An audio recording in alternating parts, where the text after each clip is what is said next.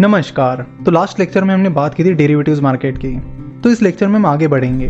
तो future and option को समझने से पहले हमें फॉरवर्ड को समझना पड़ेगा कि फॉरवर्ड कॉन्ट्रैक्ट्स क्या होते हैं और वो किस तरह से काम करते हैं। हम फॉरवर्ड, फ्यूचर्स और ऑप्शंस इन सभी को एग्जाम्पल्स की मदद से समझने वाले हैं ताकि आप सभी को ये सारी चीज़ें बड़ी आसानी से समझ में आए। तो शुरुआत करते हैं ऐसे ही एग्जाम्पल के साथ। मान लीजिए कि आपको 10 ग्राम गोल्ड खरीदना है और गोल्ड खरीदने से पहले आप थोड़ा गोल्ड का एनालिसिस करने लगते हो कि फिलहाल मार्केट में गोल्ड के रेट्स कैसे चल रहे हैं और क्या ये सही समय है गोल्ड खरीदने का। और ये सारी इंक्वायरी करने के लिए आप एक ज्वेलर के पास चले जाते हो। उस ज्वेलर से आप गोल्ड के बारे में बात करते हो कि फ्यूचर में गोल्ड के रेट्स क्या हो सकते हैं। तो बातों बातों में ही वो ज्वेलर आपसे पूछ लेता है कि आपको गोल्ड कब खरीदना है। तो आप बताते हो कि मुझे 2 महीने बाद गोल्ड खरीदना है। साथ ही आप उस ज्वेलर को यह भी बताते हो कि मुझे ये डर है कि 2 महीने बाद कहीं गोल्ड के रेट्स और ना बढ़ जाए। तो बेसिकली आपको ये लगता है कि पिछले कुछ टाइम में गोल्ड के रेट्स काफ़ी बढ़े हैं और इसीलिए आपको ये डर है कि इन 2 महीनों में गोल्ड के रेट ज़्यादा ही ना बढ़ जाए। आपकी ये बातें सुनकर वो ज्वेलर सोचने लगता है क्योंकि उस ज्वेलर को मन ही मन में ऐसा लगता है कि गोल्ड के रेट्स आने वाले टाइम में गिर सकते हैं। तो यहाँ पर आपको लगता है कि गोल्ड के रेट्स ऊपर जा सकते हैं, वही उस ज्वेलर को लगता है कि गोल्ड के रेट्स नीचे जा सकते हैं। और इसी बात पर अपनी अपनी रिस्क लिमिट करने के लिए वो ज्वेलर आपसे पूछता है कि क्या आप हमारे साथ एक फॉरवर्ड कॉन्ट्रैक्ट करोगे। और फॉरवर्ड कॉन्ट्रैक्ट की आपको जानकारी नहीं होती है, इसलिए आप उस ज्वेलर से पूछते हो कि फॉरवर्ड कॉन्ट्रैक्ट क्या होता है। जिसके बाद वो ज्वेलर आपको बताता है कि फॉरवर्ड कॉन्ट्रैक्ट एक ऐसा कॉन्ट्रैक्ट होता है जिसमें हम फ्यूचर डेट के ट्रांजैक्शन के लिए करार करते हैं।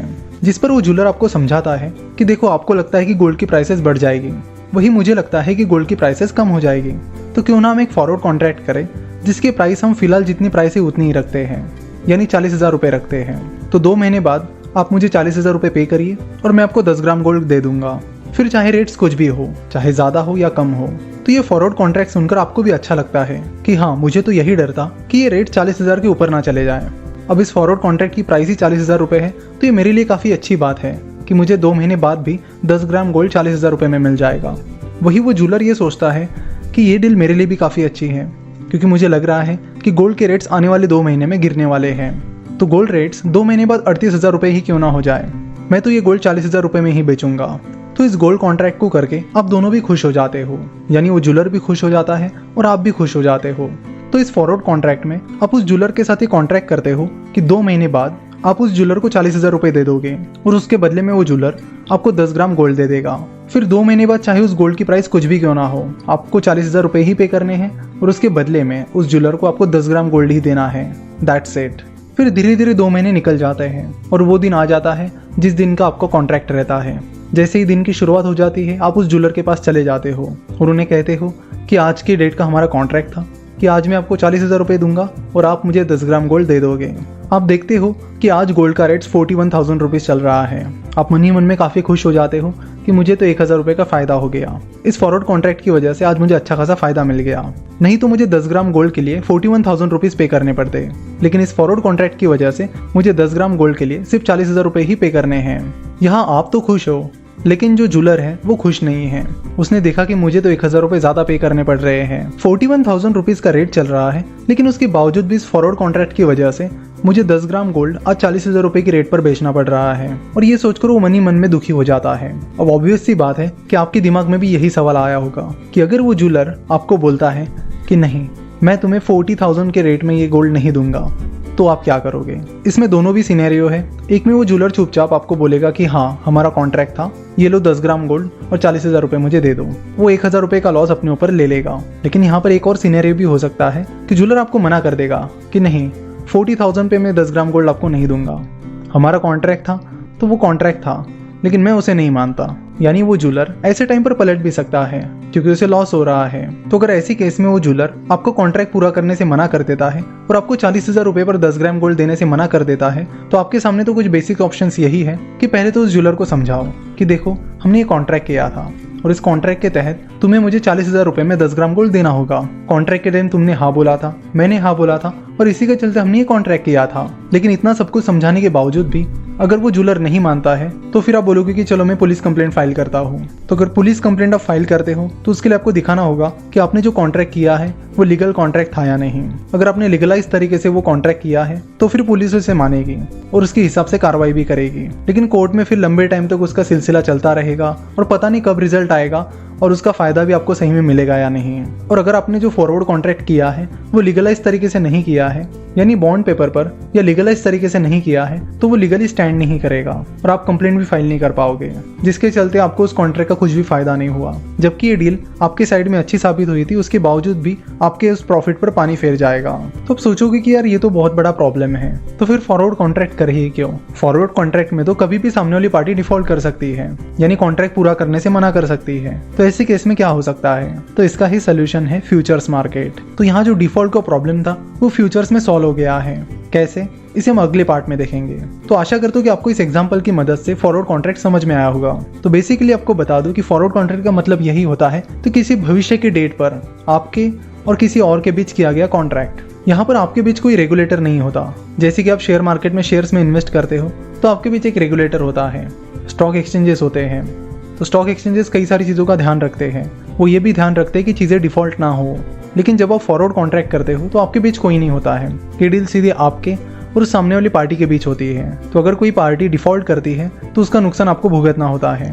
अगर सिंपल भाषा में बात की जाए तो फॉरवर्ड कॉन्ट्रैक्ट्स में डिफॉल्ट रिस्क रहता है, और ये डिफॉल्ट रिस्क ऑब्वियसली कोई भी इन्वेस्टमेंट हो या कोई भी कॉन्ट्रैक्ट हो उसमें बहुत इंपॉर्टेंट होती है, और इस प्रॉब्लम को फ्यूचर्स ने सॉल्व कर दिया है। तो नेक्स्ट, फॉरवर्ड कॉन्ट्रैक्ट्स कैसे काम करते हैं और कैसे आप उनका इस्तेमाल कर सकते हो। लेकिन उसमें एक बड़ी दिक्कत जो हमें आ रही थी वो होती है डिफॉल्ट रिस्क की, कि अगर सामने वाली पार्टी डिफॉल्ट करे तो क्या। और इस प्रॉब्लम का सोल्यूशन फ्यूचर्स ने निकाला है। तो फ्यूचर्स फॉरवर्ड का नेक्स्ट वर्जन है। तो फ्यूचर्स ने डिफॉल्ट रिस्क के प्रॉब्लम को कैसे सॉल्व किया, वो उन्होंने सॉल्व किया रेगुलेशन और एक्सचेंज से। जैसे कि हमने देखा कि फॉरवर्ड कॉन्ट्रैक्ट में जो कॉन्ट्रैक्ट होता है वो डायरेक्टली दो पार्टीज के बीच में होता है, लेकिन फ्यूचर्स में कॉन्ट्रैक्ट सीधे दो पार्टी के बीच में नहीं होता, बीच में एक्सचेंज आता है, और एक्सचेंज एक मीडिएटर का रोल निभाता है। और उसके साथ ही वो आपको डिफॉल्ट रिस्क से छुटकारा भी दिलाता है कि अगर आप किसी फ्यूचर में इन्वेस्ट करते हो तो आपको इस डर की बिल्कुल भी जरूरत नहीं है कि सामने वाली पार्टी उस कॉन्ट्रैक्ट के दिन आपको पे करेगी या नहीं। ये सारी रिस्क एक्सचेंज खुद लेता है। फ्यूचर्स में जो भी कॉन्ट्रैक्ट्स होते हैं वो स्टॉक एक्सचेंज और कमोडिटी एक्सचेंज के जरिए होते हैं। तो चलो एक एग्जांपल की मदद से समझते हैं कि फ्यूचर्स कॉन्ट्रैक्ट कैसे काम करते हैं।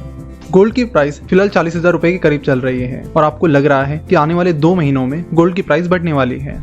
इसलिए आप चाहते हो कि आने वाले टाइम में अगर गोल्ड की प्राइस बढ़ती है तो वो रिस्क मेरे ऊपर ना आए, और इसीलिए आप किसी से एक ऐसा कॉन्ट्रैक्ट करना चाहते हो जिससे 2 महीने बाद आपको वो 10 ग्राम गोल्ड 40,000 रुपए में ही मिले। तो पिछली बार आपने फॉरवर्ड कॉन्ट्रैक्ट किया था और उसमें रिस्क था कि सामने वाली पार्टी यानी जूलर आपको 10 ग्राम गोल्ड 40,000 रुपए में देगा या नहीं। लेकिन यहाँ पर जब आप फ्यूचर्स के जरिए कॉन्ट्रैक्ट कर रहे हो तो आपको इस रिस्क की जरूरत नहीं होती, क्योंकि गोल्ड कमोडिटी मार्केट में आता है। इसलिए आप कमोडिटी एक्सचेंज पर जाओगे और इस गोल्ड का फ्यूचर कॉन्ट्रैक्ट करोगे। तो आप तुरंत कमोडिटी मार्केट पे गए तो आपने 2 महीने बाद का 10 ग्राम गोल्ड का 40,000 रुपए का फ्यूचर कॉन्ट्रैक्ट खरीद लिया, जिसमें आपको 2 महीने बाद 10 ग्राम गोल्ड 40,000 रुपए में मिल जाएगा। पिछला कॉन्ट्रैक्ट यानी फॉरवर्ड कॉन्ट्रैक्ट सीधे दो पार्टीज के बीच में था, इसलिए आपको किसी को फीस या कुछ पे करने की जरूरत नहीं पड़ी। लेकिन जब आप स्टॉक एक्सचेंज या कमोडिटी एक्सचेंज के जरिए फ्यूचर्स खरीदते हो यानी फ्यूचर्स कॉन्ट्रैक्ट करते हो तो आपको जो मीडिएटर होता है उसको कुछ फीस भी पे करनी होती है, जो कि वैसे बहुत ही निग्लिजिबल होती है। तो अगर 2 महीने बाद गोल्ड की प्राइस 41,000 रुपीज हो जाती है तो 1,000 रुपीज का प्रॉफिट आपके अकाउंट में ट्रांसफर हो जाएगा।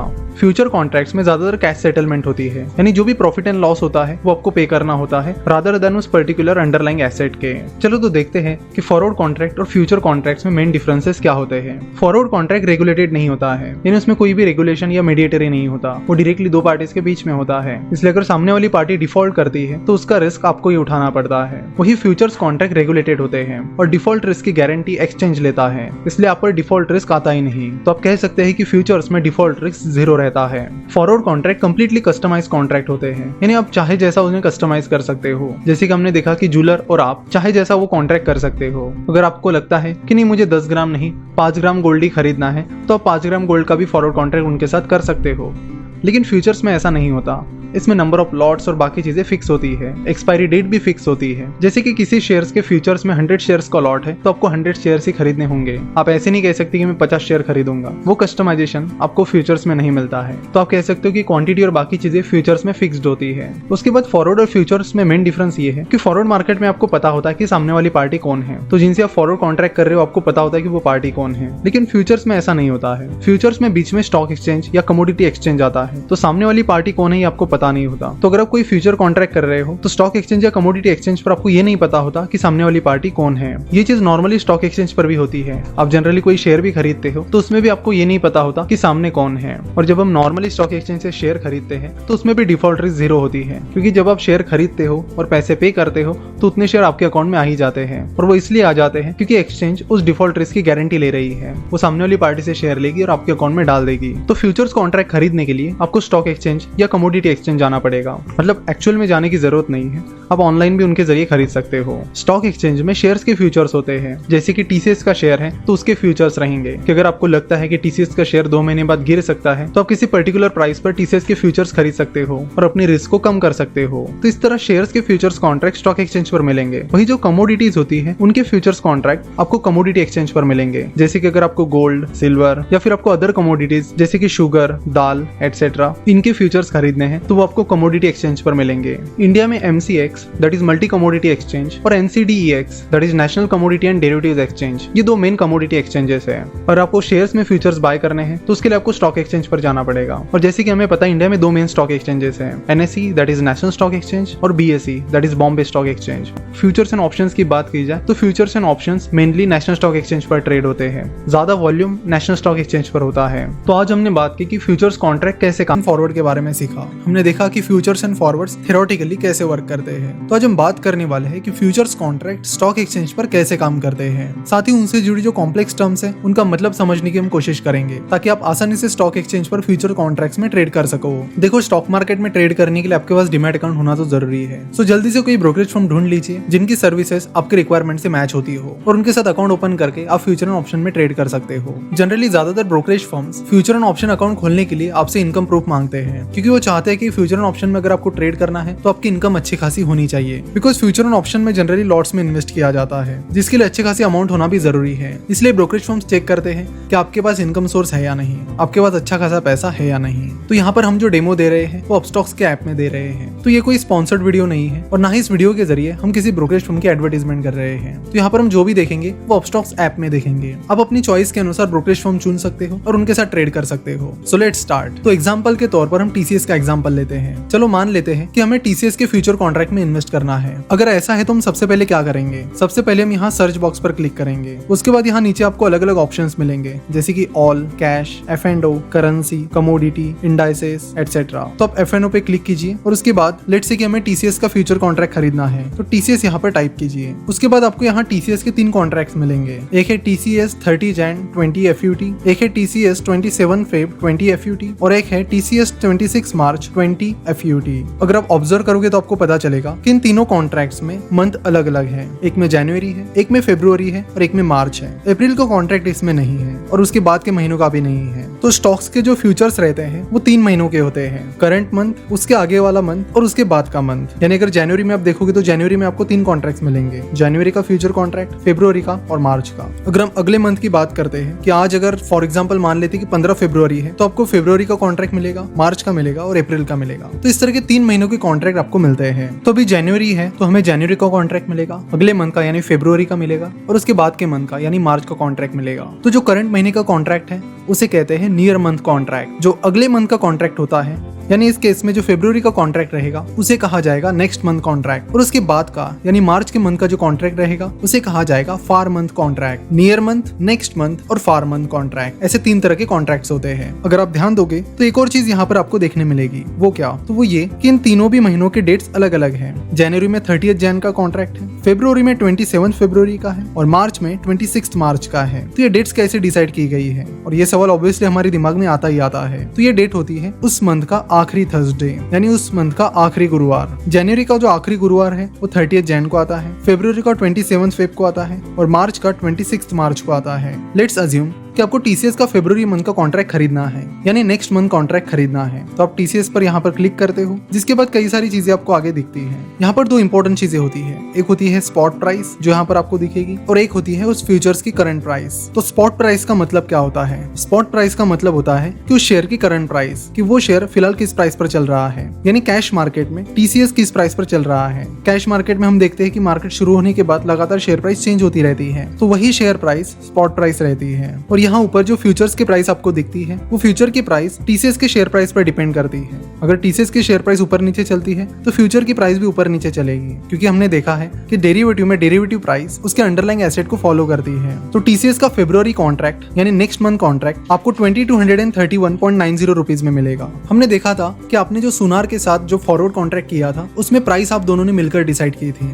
तो कई सारी चीजें उसमें कस्टमाइज थी जो आपने और उस सुनार यानी जूलर ने मिलकर डिसाइड की थी। लेकिन फ्यूचर मार्केट में ऐसा नहीं होता है। फ्यूचर मार्केट में फ्यूचर की प्राइस आप डिसाइड नहीं करते हो। जैसे कि हम देख रहे हैं कि टीसीएस के फरवरी कॉन्ट्रैक्ट की प्राइस फिलहाल 2231.90 रुपीज चल रही है और ये प्राइस चेंज होती रहती है। अगर फिलहाल ये प्राइस आपको सूट करती है तो आप उस कॉन्ट्रैक्ट को खरीदिए, अगर ये प्राइस आपको सूट नहीं करती है तो आप मत खरीदिए। It's that simple. इसको आप कस्टमाइज नहीं कर सकते। अगर आपको F&O का ट्रेड करने के लिए टेक्निकल एनालिसिस करना है तो यहाँ चार्ट पर क्लिक करके आप वो कर सकते हो। उसके बाद यहाँ पर लिखा है ATP यानी average traded price. Average traded price आपको बताता है कि टीसीएस के फरवरी कॉन्ट्रैक्ट के फ्यूचर की एवरेज प्राइस क्या चल रही है, जिससे आपको आइडिया आ जाती है कि टीसीएस की फिलहाल फ्यूचर की जो प्राइस है वो एवरेज प्राइस से ज्यादा दूर है या पास है, जिससे आपको ट्रेड करने में भी हेल्प हो जाती है। तो यहाँ पर पता चलता है कि टीसीएस के फरवरी कॉन्ट्रैक्ट के फ्यूचर प्राइस का एवरेज 2221 रुपीज रहा है, जबकि फिलहाल टीसीएस के फरवरी कॉन्ट्रैक्ट की फ्यूचर प्राइस 2231.90 रुपीज है, यानी फिलहाल की प्राइस एवरेज प्राइस से ज्यादा है। उसके बाद यहाँ पर और भी कई सारी टर्म्स हैं, जैसे कि ओपन इंटरेस्ट होती है। तो फटाफट समराइज करते हैं। स्पॉट प्राइस का मतलब होता है कि कैश मार्केट में उस शेयर की जो प्राइस चल रही है वो प्राइस। उसके बाद हमने फ्यूचर प्राइस देखी। तो फ्यूचर प्राइस मतलब जिस प्राइस पर आप कॉन्ट्रैक्ट कर सकते हो। जैसे कि टीसीएस के फरवरी फ्यूचर कॉन्ट्रैक्ट की प्राइस थी 2231.90 रुपीज। तो अगर आप टीसीएस का फरवरी कॉन्ट्रैक्ट जो कि 27 फरवरी को एक्सपायर हो रहा है उसे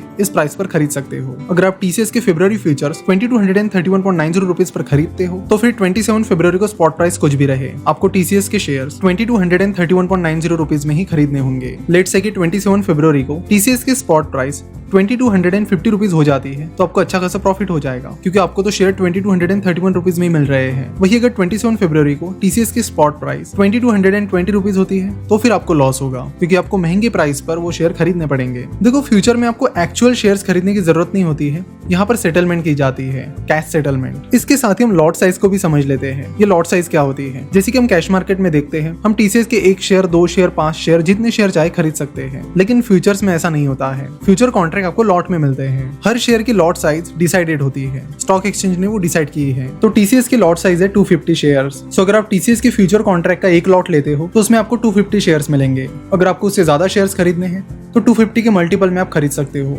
जैसे कि 250, 2 लॉट खरीदोगे तो 500 शेयर्स आ जाएंगे, 3 खरीदोगे तो 750 एटसेट्रा। तो मान लेते कि आपने एक लॉट खरीद लिया है, वो भी 2231.90 रुपीज पर। अब एक्सपायरी के दिन यानी 27 फरवरी को स्पॉट प्राइस निकल कर आती है 2235 रुपए। तो ये डील आपके फायदे की हुई, क्योंकि जो स्पॉट प्राइस है वो आपके फ्यूचर प्राइस से ज्यादा है। तो 2235 और 2291.90 इसके बीच का जो डिफरेंस है यानी 3.10 वो आपके एक शेयर के पीछे का प्रॉफिट होगा। तो इस तरह 250 शेयर्स पर आपको 775 रुपीज का प्रॉफिट होगा।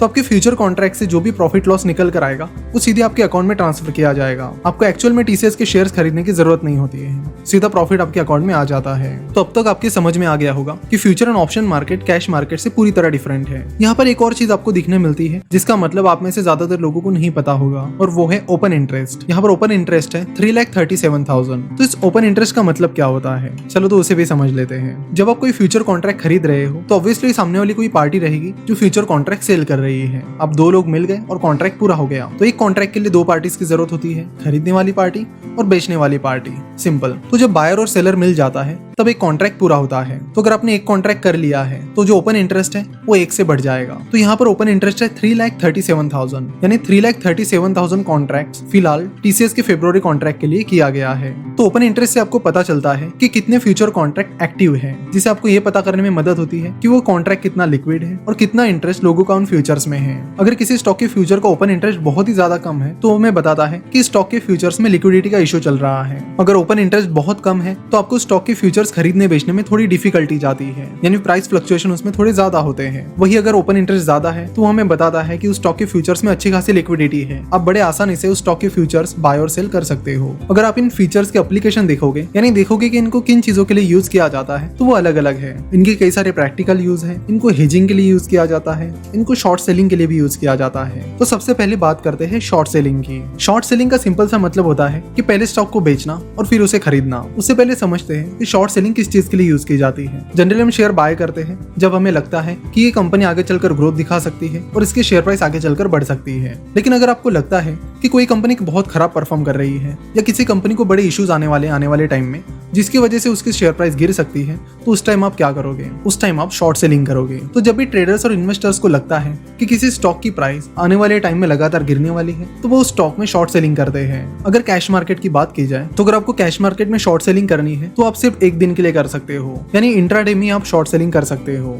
उससे ज्यादा टाइम के लिए आप कैश मार्केट में शॉर्ट सेलिंग नहीं कर सकते। इसलिए बहुत सारे ट्रेडर शॉर्ट सेलिंग करने के लिए फ्यूचर्स का इस्तेमाल करते हैं, क्योंकि फ्यूचर्स में आप एक दिन से ज्यादा टाइम पीरियड के लिए भी शॉर्ट सेलिंग कर सकते हो। तो शॉर्ट सेलिंग का यूज तब किया जाता है जब आपको लगता है कि किसी शेयर की प्राइस गिर सकती है और उसका फायदा आप ले सकते हो। सेकंड चीज है हेजिंग। हेजिंग में आप रिस्क को मिटिगेट करते हो, यानी रिस्क को लिमिट में करते हो। कई बार जब बड़े बड़े इन्वेस्टर बहुत ज्यादा क्वांटिटी में शेयर्स खरीदते हैं तो उन्हें लगता है कि अचानक से अगर इस शेयर को कुछ हो गया तो हमें बहुत बड़े लॉसेस उठाने पड़ सकते हैं। इसलिए उस रिस्क को कंट्रोल करने के लिए वो फ्यूचर्स का इस्तेमाल करते हैं। इसे भी हम अगले पार्ट में डिटेल में देखेंगे। साथ ही इसके जो प्रैक्टिकल यूज है कि जो फार्मर्स हैं, जो नॉर्मल होलसेलर्स हैं, वो इन फ्यूचर्स का इस्तेमाल करके कैसे अपनी रिस्क मिटिगेटर्स को कैसे बाय सेल करते हैं, इसके बारे में जाना। और इस लेक्चर में हम बात करेंगे कि फ्यूचर्स के कौन कौन से एप्लीकेशंस हैं। तो हमने देखा कि फ्यूचर्स शॉर्ट सेलिंग के लिए यूज किया जाता है, फ्यूचर्स हेजिंग के लिए भी यूज किया जाता है। तो सबसे पहले बात करेंगे शॉर्ट सेलिंग की। तो इन सारी एप्लीकेशंस के बारे में एग्जांपल के साथ डिटेल में समझेंगे ताकि आप भी उन्हें उस तरह यूज कर सको।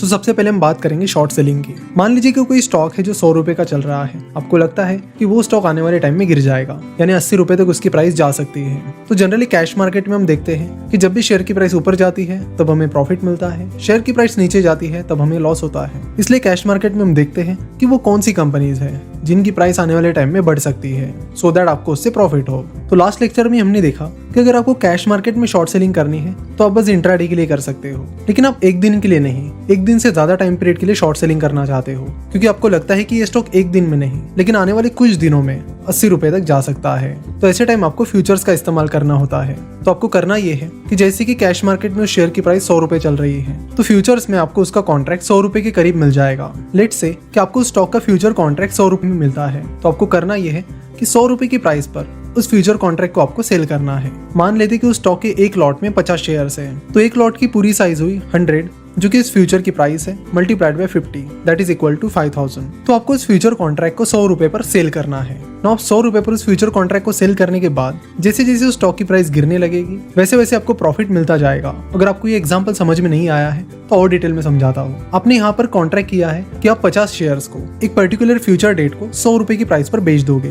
फ्यूचर कॉन्ट्रैक्ट में हम यही करते हैं ना कि फ्यूचर डेट के लिए कॉन्ट्रैक्ट करते हैं। तो यहाँ पर कोई चीज खरीदने के बजाय आपने उस शेयर को बेचने का कॉन्ट्रैक्ट किया है। उस फ्यूचर डेट पर आप उन शेयर्स को 100 रुपए की प्राइस पर बेच दोगे। नाउ जैसे जैसे शेयर की प्राइस 100 रुपए से नीचे चली जाती है आपका प्रॉफिट बढ़ने लगता है, यानी जिस दिन आपका कॉन्ट्रैक्ट एक्सपायर हो रहा है उस दिन उस शेयर की प्राइस आपके प्रेडिक्शन के अनुसार 80 रुपए पर चली जाती है, तो उसका मतलब है कि उस दिन आप उस शेयर को 80 रुपए में खरीद सकते हो। लेकिन आपका कॉन्ट्रैक्ट है कि आपको उन शेयर्स को 100 रुपए की प्राइस पर बेचना है, तो 20 रुपए आपके लिए प्रॉफिट हो गया। वही जो सामने वाली पार्टी है उन्हें लॉस हो गया, क्योंकि वो शेयर मार्केट में 80 रुपए में मिल रहा है लेकिन सामने वाली पार्टी उसे 100 रुपए में खरीद रही है, क्योंकि उन्होंने आपके साथ वही कॉन्ट्रैक्ट किया था कि आने वाली फ्यूचर डेट पर मैं 50 शेयर 100 रुपए की प्राइस पर बेच दूंगा। और उस सामने वाली पार्टी ने आपके साथ ये कॉन्ट्रैक्ट किया था कि उस फ्यूचर डेट को वो उन 50 शेयर्स को आपसे 100 रुपए की प्राइस पर खरीद लेंगे। तो इस तरह इस केस में शॉर्ट सेलिंग करके आपको प्रॉफिट मिल गया है। तो ये सिनेरियो वो था जिसमें आपने जो प्रेडिक्ट किया था वही हुआ। अगर इसके उल्टा होता तो जैसे कि आपने यहाँ पर सोचा कि 100 रुपए की शेयर प्राइस आगे चलकर 80 रुपए हो जाएगी, लेकिन अगर ये शेयर प्राइस 100 रुपए से आगे बढ़कर 120 रुपए पर चली जाती है तो उस केस में आपको लॉस होगा, क्योंकि आपने कॉन्ट्रैक्ट किया है कि आप उन शेयर्स को 100 रुपए की प्राइस पर बेच दोगे। जब शेयर प्राइस 120 रुपए की हो जाती है तो भी आपको उन शेयर्स को 100 रुपए की प्राइस पर ही बेचना होता है, तो अल्टीमेटली 20 रुपए का डिफरेंस आपका लॉस हो जाता है। तो फ्यूचर्स में शॉर्ट सेलिंग कुछ इस तरह करते हैं। तो अगर आपको लगता है कि कोई कंपनी आगे चलकर खराब परफॉर्म कर सकती है तो आप उसमें शॉर्ट सेलिंग कर सकते हो। और जैसे कि हमने देखा कि 3 तरह के फ्यूचर कॉन्ट्रैक्ट होते हैं, नियर मंथ, नेक्स्ट मंथ और फार मंथ, यानी 3 महीने तक आप शॉर्ट सेलिंग कर सकते हो। जैसे कि अभी जनवरी चल रहा है तो आप जनवरी महीने के फ्यूचर खरीद सकते हो, फेब के और मार्च के खरीद सकते हो, अप्रैल के नहीं खरीद सकते। हाँ, आप कॉन्ट्रैक्ट रोल ओवर कर सकते हो, यानी उस कॉन्ट्रैक्ट को आगे कंटिन्यू कर सकते हो, जिसमें आपको एक्सपायरी के दिन वो कॉन्ट्रैक्ट बेचना होता है और वही कॉन्ट्रैक्ट उसी क्वांटिटी में फिर से खरीदना होता है। जैसे कि अभी जनवरी में अगर आपको सबसे लंबा कॉन्ट्रैक्ट करना है तो आप मार्च के फ्यूचर्स खरीद सकते हो, उसके आगे के नहीं। तो मान लेते कि आपने मार्च के फ्यूचर्स खरीदे हैं। नाउ मार्च के फ्यूचर जिस दिन एक्सपायर हो जाएंगे उस दिन आप उस कॉन्ट्रैक्ट को बेच दो और आने वाले महीनों के कॉन्ट्रैक्ट फिर से खरीद लो। तो मार्च के एक्सपायरी के टाइम आप मई, जून और जुलाई इन 3 महीनों के फ्यूचर कॉन्ट्रैक्ट खरीद सकते हो। तो इस तरह आप एक्सपायरी के दिन उस कॉन्ट्रैक्ट को बेचकर अगले महीने की कॉन्ट्रैक्ट खरीद सकते हो। इस तरह आप रोल ओवर कर सकते हो। लेकिन जब आप कॉन्ट्रैक्ट को रोल ओवर करते हो तो आपको अलग अलग चार्जेस भी लगते हैं। ब्रोकरेज चार्जेस आपको फिर से पे करने होते हैं और उसके साथ ही जो अदर चार्जेस होते हैं वो भी आपको फिर से पे करने होते हैं। इसलिए जब भी आप कॉन्ट्रैक्ट को रोल ओवर करने की कोशिश कर रहे हो तो उस टाइम ये भी चेक करो कि अदर चार्जेस आपको कितने लगेंगे और उसके बाद वो ट्रेड आपके लिए सही होगा या नहीं। तो ये केस थी शॉर्ट सेलिंग की। आशा करता हूं कि आपको वीडियो पसंद आई होगी। वीडियो देखने के लिए और हमसे जुड़े रहने के लिए आपका बहुत बहुत धन्यवाद।